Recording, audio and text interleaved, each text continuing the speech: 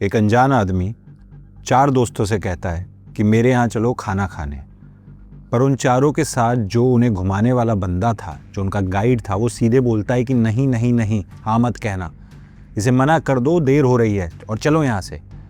उनमें से एक प्राची ने कहा क्यों? वो बोला बस मत कहना, हाँ जल्दी चलो यहाँ से। लेकिन इसी बीच जय ने उस अनजान शख्स से कह दिया, इतने प्यार से बुला रहे हैं, चलते हैं गाइस, वैसे भी हम यहाँ सिर्फ घूमने मज़े करने आए हैं। और ये सुनते ही वो गाइड बोला जितना जल्दी हो सके इस गांव से निकल जाओ, भाग जाओ यहाँ से। और वो खुद भी वहाँ से भाग गया। सच में उसने मुड़कर नहीं देखा, एक बार भी नहीं देखा। हेलो गाइस, मैं हूँ रामाकृष्ण दीक्षित और जो बातें मैंने अभी बताई वो सिर्फ कहानी का एक हिस्सा थी। असली कहानी शुरू होगी यहाँ से।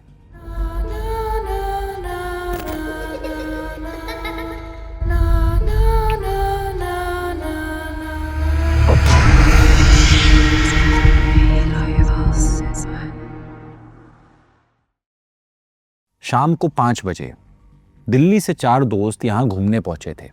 आर्यन, प्राची, जय और निधि। वीकेंड प्लान था, माउंटेन्स, फ्रेश एयर, थोड़ा एडवेंचर करना था, नॉर्मल टूरिस्ट वाइब्स उन्हें लोकल गाइड राजेश घुमा रहा था। 45 साल का एक आदमी, बहुत एक्सपीरियंस्ड, इस एरिया को अपनी जेब की तरह जानता था। सर ये देखिए, ये टेम्पल बहुत पुराना है, ऑलमोस्ट 300 साल से भी ज़्यादा, राजेश एक्सप्लेन कर रहा था। पर चारों का ध्यान टेम्पल पे कम, नेचर पे ज़्यादा था। माउंटेन्स, फॉग, सनसेट की लाइट, परफेक्ट इंस्टाग्राम मोमेंट। यार फोटो ले ले यार एक। प्राची एक्साइटेड थी, हाँ हाँ वेट मैं कैमरा निकालती हूँ ना। आर्यन अपना DSLR निकालने लगा। सब नॉर्मल था, बिल्कुल नॉर्मल। पर तभी उनकी गाड़ी जो थोड़ी दूर खड़ी थी उसमें से एक अजीब सी आवाज़ आई। ये क्या था? जय ने पलट कर देखा। राजेश भी देखने लगा। गाड़ी, शायद कुछ प्रॉब्लम है। आर्यन टेंशन में आ गया। सब गाड़ी के पास गए, बोनेट खोला, स्मोक निकल रहा था। गॉड यार, इंजन ओवरहीट हो गया लगता है। बोलते हुए जय ने बोनेट के अंदर देखा। क्या यार, सीरियसली? और ये देखकर निधि पैनिक करने लगी। आर्यन ने फ़ोन निकाला, नेटवर्क एक बार भी नहीं आ रहा था। नो सिग्नल यार, नो सिग्नल आ रहा है और हमें रात को ही निकलना है। सर यहाँ नेटवर्क नहीं आता है, थोड़ा आगे जाना पड़ता है विलेज में, राजेश बोला। तो अब क्या करें? सबके दिमाग में यही सवाल चल रहा था। निधि थोड़ी वरीड थी। अरे टेंशन मत लो यार, हम विलेज चलते हैं ना, वहाँ कोई मैकेनिक मिलेगा या फिर किसी के फ़ोन से कॉल कर लेंगे। राजेश कॉन्फिडेंट था, वो जानता था कि किसी ना किसी से काम करवा देगा। और तभी चारों ने एक दूसरे को देखा। उनके पास कोई और ऑप्शन भी नहीं था। और फिर सब विलेज की तरफ चलने लगे। और यहीं से शुरू हुआ उनकी बदकिस्मती का खेल। लगभग 10 मिनट वॉक के बाद एक छोटा सा विलेज दिख गया, पर अजीब था, बहुत अजीब। घर तो थे पर लोग नहीं दिख रहे थे। सन्नाटा एकदम, जैसे सब कुछ वीरान हो गया। चारों ओर से सिर्फ हवा की आवाज़ और कहीं से उन्हें आई एक बेल की आवाज़। और फिर वो बेल की आवाज़ बार बार आ रही थी, कोई मंदिर की घंटी। यार इतना क्वाइट क्यों है सब कुछ? प्राची ने फुसफुसाते हुए पूछा। पता नहीं यार, शायद लोग घर पे हैं। जय भी अनकंफर्टेबल फील कर रहा था ये सब देख के। राजेश थोड़ा नर्वस लग रहा था अब। सर यहाँ थोड़ा अजीब है, लोग ज़्यादा बाहर नहीं आते हैं। क्यों? आर्यन ने पूछा। बस ऐसे ही, पुराने बिलीफ्स हैं, सुपरस्टिशंस। राजेश ने क्लियरली कुछ छुपाया। पर चारों का ध्यान उस पर नहीं गया। वो बस जल्दी से मैकेनिक ढूंढना चाहते थे। राजेश भाई, कोई मैकेनिक है यहाँ? जय ने शक के साथ पूछा, क्योंकि जगह की हालत ऐसी थी कि कोई गाड़ी ही नहीं थी, तो मैकेनिक कैसे मिलता। पर राजेश ने दावे से बोल डाला कि हाँ एक है, पर वो शाम को नहीं काम करता है। क्या मतलब अब क्या करें फिर हम? रिधि थोड़ी फ्रस्ट्रेट हो गई। अरे कोई बात नहीं, उसे एक्स्ट्रा पैसा दे देंगे, वो एक बार मिले तो सही। आर्यन सोल्यूशन निकालने की कोशिश कर रहा था। इतने में क्या हुआ कि राजेश ने घर की तरफ इशारा किया। वो घर में शायद कोई हेल्प कर दे, क्योंकि वहीं वो रहता है। चारों दोस्त उस घर की तरफ बढ़ने लगे। एक काफ़ी पुराना स्ट्रक्चर था उस घर का। दीवारें मॉस से ढकी हुई, पेंट उतर चुका था, पर दरवाज़ा बिल्कुल साफ था, जैसे रोज़ कोई साफ करता उस दरवाजे को। तभी क्या हुआ कि पीछे से एक आवाज़ आई। आइए, अंदर आइए। चारों ने पलट कर देखा पीछे। एक आदमी खड़ा था, लंबी धोती, साधु जैसा भेष, चेहरे पे शांत मुस्कान, पर आंखें बिल्कुल ब्लैंक थी। कौन है आप? आर्यन ने पूछा। मैं यहाँ का बाबा हूँ, ये मेरा ही घर है, चलिए खाना खाइए। लेकिन अचानक वो गाइड बीच में आ गया और पागलों के जैसे चिड़चिड़ा हो गया। यार सब लोग अभी चलो यहाँ से, चलो कोई और रास्ता देख लेंगे। राजेश ने जय का हाथ पकड़कर कहा, जैसे उसने कुछ देख लिया था। पर क्यों? प्राची बोली। अंकल बोल रहे हैं घर भी सामने है तो खा लेते हैं खाना। जैसे ही जय ने कहा, राजेश के पसीने छूट गए। भाग जाओ, जितनी जल्दी हो सके इस गांव से भाग जाओ। कहते हुए वो खुद भी वहां से चला गया। लेकिन इतने में ही बाबा बोला, आइए पहले अंदर आइए, थोड़ी देर बाद फॉग क्लियर हो जाएगा, तब मैं आपको रास्ता दिखा दूंगा और आप लोग भूखे भी होंगे। चलिए खाना भी तैयार है। नहीं हम ठीक हैं, हम यहीं वेट कर लेंगे। प्राची ने मना करने की कोशिश की क्योंकि राजेश का बिहेवियर देखकर उसे थोड़ा अजीब लग रहा था। राजेश ने जो बात कही वो एक वार्निंग की तरह थी और प्राची उस चीज़ को सेंस कर चुकी थी। पर बाबा बोला, बाहर सेफ नहीं है, रात होने वाली है और जब अंधेरा होता है तो यहाँ बहुत कुछ जाग जाता है। उसकी आवाज़ में सॉफ्टनेस तो थी पर एक वार्निंग भी थी, क्लियर वार्निंग। अंकल आप हमें डरा रहे हैं क्या? आर्यन ने हंसते हुए कहा, पर हंसी फेक थी। बाबा ने सिर्फ मुस्कुराया और बोला, डरना ज़रूरी है, क्योंकि जब डर नहीं होता तभी सबसे बड़ी गलती होती है। ये बात सुनते ही चारों ने एक दूसरे को देखा और जय ने कह डाला कि गाइस, मुझे लगता है हमें अंदर जाना चाहिए, बाहर कुछ ठीक नहीं लग रहा है मुझे। बाबा ने दरवाज़ा खोल दिया। अंदर बहुत अंधेरा था, सिर्फ कुछ दियों की रोशनी थी। घर बहुत बहुत बड़ा घर था, बहुत ज़्यादा बड़ा, बाहर से इतना बड़ा नहीं लग रहा था। आइए बैठ जाइए, मैं खाना लगाता हूँ। बाबा एक कमरे की तरफ ले गए। कमरा साफ था पर स्ट्रेंज था। दीवारें बिल्कुल खाली थी, कोई फोटो नहीं, कोई पेंटिंग नहीं, सिर्फ एक टेबल और 5 कुर्सियां। 5?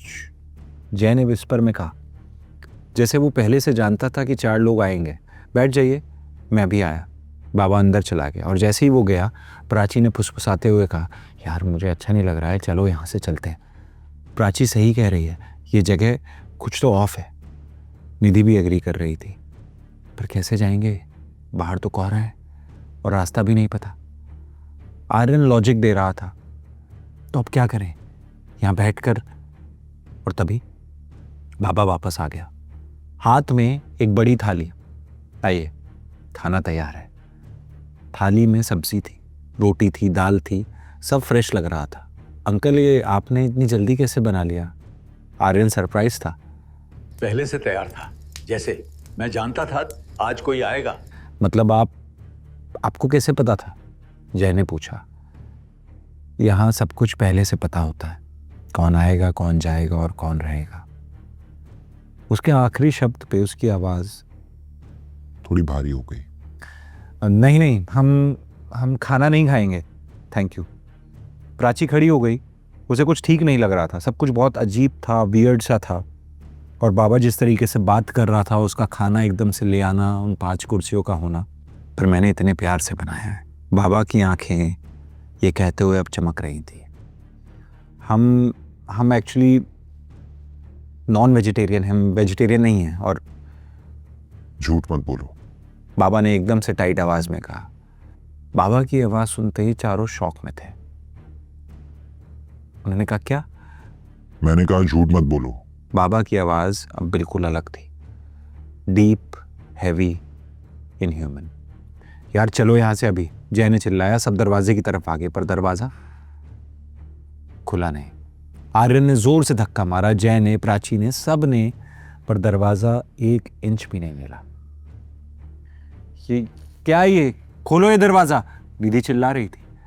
उन सब के बीच में एक पैनिक सा आ गया था कि जैसे उन्हें कोई कैद करने की कोशिश कर रहा है, किसी ने कुछ गलत करने की एक साजिश करी है और बाबा धीरे धीरे उनके पास आ रहा था।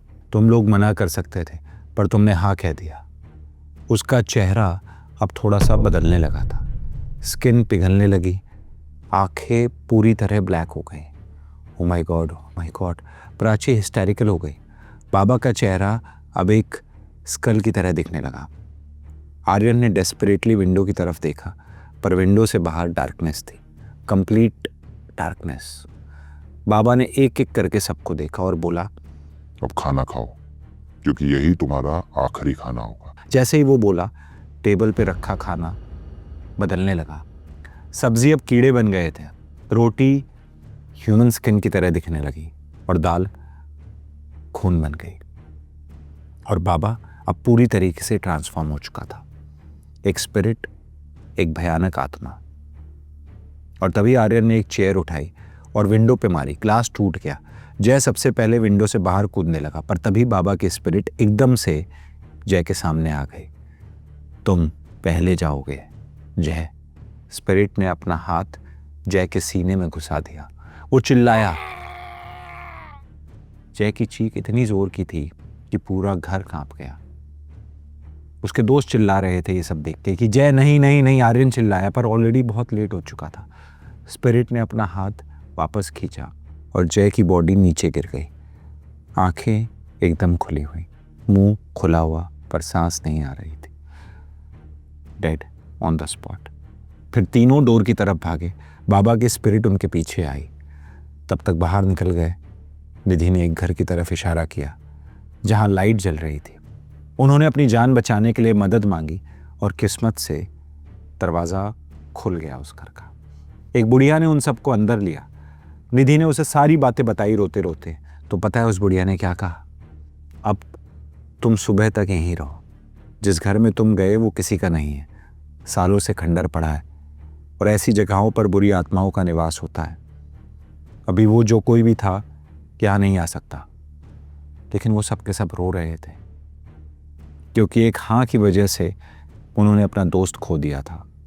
और पता है सबसे चौंकाने वाली बात क्या थी? अगली सुबह जब वो सब जय को देखने गए तो उन्हें जय की लाश तक नहीं मिली।